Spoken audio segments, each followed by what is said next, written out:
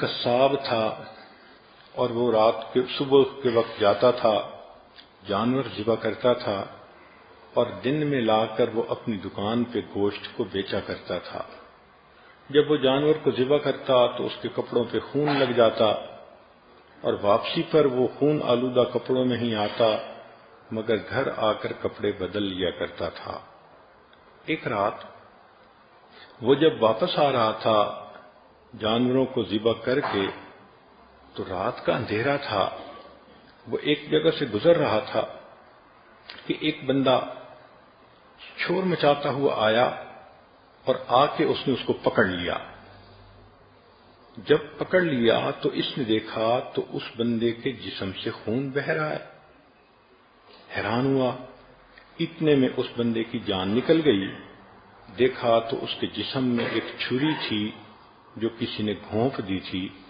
اب وہ جو قتل کرنے والا تھا وہ تو بھاگ گیا، اور مقتول اندھیرے میں اس کو سمجھا کہ شاید اس نے قتل کیا۔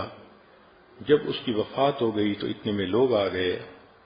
اب لوگوں نے مقتول کو بھی دیکھا، اس قصاب کو بھی دیکھا، اس کے جسم پہ خون کے آثار بھی دیکھے۔ انہوں نے پکڑ لیا کہ تم نے اسے قتل کیا ہے۔ چنانچہ قاضی کے پاس مقدمہ گیا، قاضی نے گواہ دیکھے، مقتول کو دیکھا تو اس نے اس کے اوپر قصاص کا حکم لگا دیا کہ جان کے بدلے جان، اس بندے کو پھانسی دی جائے گی، اس کا سر قلم کیا جائے گا۔ چنانچہ جب سر قلم کرنے کے لیے اس بندے کو مجمع کے سامنے لایا گیا تو اس وقت اس کی آنکھوں میں آنسو آ گئے۔ تو جو لانے والا پولیس افسر تھا اس نے پوچھا کہ تم کیوں رو رہے ہو، تمہیں اپنے جرم کے اوپر ندامت ہو رہی ہے؟ اس نے کہا کہ ندامت تو ہو رہی ہے، لیکن میں اس بندے کا قاتل نہیں ہوں جس کی وجہ سے مجھے سزا دی جا رہی ہے، میں کسی اور کا قاتل ہوں۔ اس نے کہا تمہاری سٹوری کیا؟ اب اس لڑکے نے اپنی سٹوری سنائی۔ میری جوانی کی عمر تھی، میں اس زمانے میں کشتی چلاتا تھا اور ایک بڑا دریا تھا، لوگوں کو ایک کنارے سے دوسرے کنارے کی طرف لے جاتا تھا۔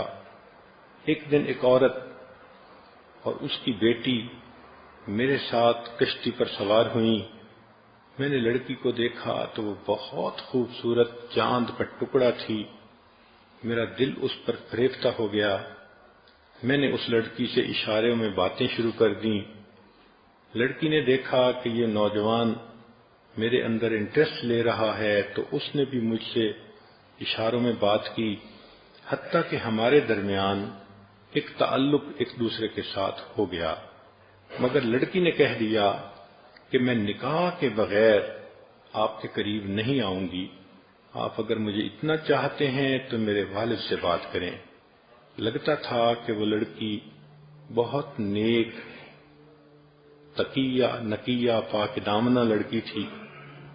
کہنے لگا کہ 1 سال میں اس کی محبت میں تڑپتا رہا، بالآخر میں نے اس کے باپ سے نکاح کا پیغام بھیجا تو والد نے کہا کہ نہیں، میری بیٹی بہت خوبصورت اور بہت نیک ہے، تمہارے پاس نہ علم ہے نہ تمہارے پاس نیکی ہے، تمہارا کوئی جوڑ نہیں بنتا۔ اس نے میرے رشتے کو ریجیکٹ کر دیا۔ میں بہت مایوس ہوا اور خیر اپنی زندگی گزارتا رہا۔ 2 سال اسی طرح میرے گزر گئے۔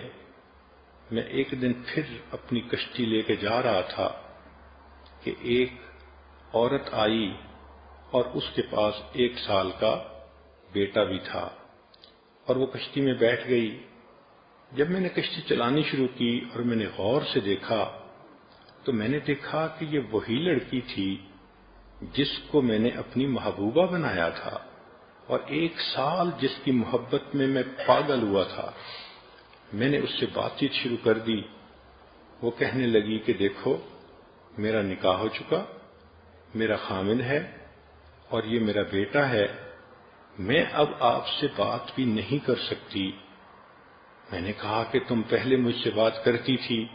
اس نے کہا اس وقت میں کنواری تھی، رشتے کے لیے آپ نے میری طرف توجہ کی تو میں نے آپ کو گائیڈ کیا کہ میرے والد سے رابطہ کریں۔ چنانچہ اب تو یہ معاملہ اوور ہو چکا۔ میں نے اس کو کہا نہیں، میں نے تمہیں بہت مس کیا، میں بہت تڑپا تمہارے لیے، راتوں کو روتا تھا۔ اس نے کہا کہ مجھے اس وقت آپ سے کوئی بات نہیں کرنی، اس لیے کہ میں کسی کی امانت ہوں۔ میں نے اس کو بہت ہی فحش قسم کی باتیں سنا کر جذبات میں لانا چاہا، مگر وہ بالکل خاموش بت بن کے بیٹھی رہی۔ میرے دل میں گناہ کا خیال آیا۔ میں نے اس سے کہا کہ اچھا، یہ بچہ تو چھوٹا ہی ہے نا، تم اسی کشتی کے اندر اس وقت میرے قریب آؤ اور مجھے اپنی خواہش پوری کرنے دو۔ اس نے کہا دیکھو اللہ سے ڈرو، میں کسی کی امانت ہوں، تم اس مہر کو مت توڑو۔ مگر میرے اوپر تو شہوت سوار تھی، میں درندہ بنا ہوا تھا۔ میں نے پہلے اس کو پیار محبت سے بہلانا پھسلانا چاہا، جب اس نے صاف انکار کر دیا تو اس وقت میں نے اس سے اس کا بیٹا چھین لیا۔ میں نے اسے دھمکایا کہ دیکھو میں تمہارے بچے کو پانی کے اندر ڈال دوں گا۔ وہ رونے لگی، آخر ماں تھی کہ میرے بیٹے کو ایسا نہ کرو۔ میں نے اس بچے کا سر پانی کے اندر الٹا کر کے ڈالا تو بچہ تڑپنے لگا، میں پھر اسے اٹھا لیتا اور میں چاہتا تھا کہ یہ میری بات مان جائے۔ وہ روتی تو رہی لیکن اس نے ہاں نہ کی، حتیٰ کہ بچے کو جب بار بار پانی میں ڈالا تو وہ بچہ فوت ہو گیا۔ میں نے اس بچے کو پانی کے اندر پھینک دیا۔ اب وہ نوجوان لڑکی اکیلی تھی تو میں نے چاہا کہ میں زبردستی اس کے اوپر جو ہے وہ گناہ کروں۔ میں نے اس کی طرف ہاتھ بڑھایا، لڑکی نے اپنے زور کے مطابق اپنے آپ کو پیچھے ہٹایا، چنانچہ میں نے اس کے بالوں کو پکڑا، وہ بے پردہ کر دیا اور میں نے اسے کہا کہ میں تمہیں بھی اسی طرح پانی کے اندر ڈبو دوں گا، تم میری بات مانو۔ اس نے کہا تم جو مرضی کرو، میں اللہ کا حکم نہیں توڑ سکتی۔ چنانچہ اس کے کپڑوں کو میں نے پھاڑ دیا، اس کے سینے کو ننگا کر دیا۔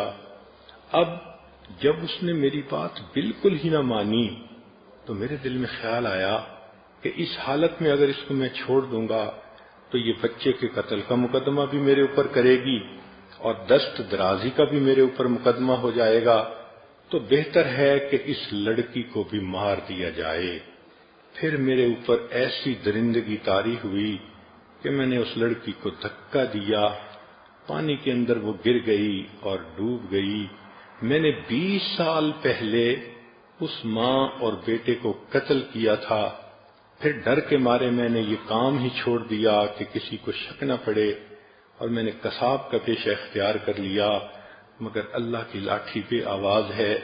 آج 20 سال گزرنے کے بعد ظاہر میں بے قصور ہوں کہ اس آدمی کو میں نے قتل نہیں کیا، مگر اس قتل کے بدلے اللہ نے مجھے آج پھانسی کے تختے پہ لا کھڑا کیا۔ سچ ہے کہ اللہ کی لاٹھی بے آواز ہوتی ہے۔ تو سوچئے کہ اس لڑکی کو اللہ نے اتنی ہمت دی کہ وہ اپنی جان تو دے دیتی ہے، اپنے سامنے بیٹے کو مرتا دیکھ تو لیتی ہے، مگر اپنے جسم کو ہاتھ نہیں لگانے دیتی۔ یہ وہ لڑکی ہوگی قیامت کے دن، اس کو اللہ تعالیٰ تاج پہنائیں گے، جنت میں اس کو عزتوں کی جگہ عطا فرمائیں گے۔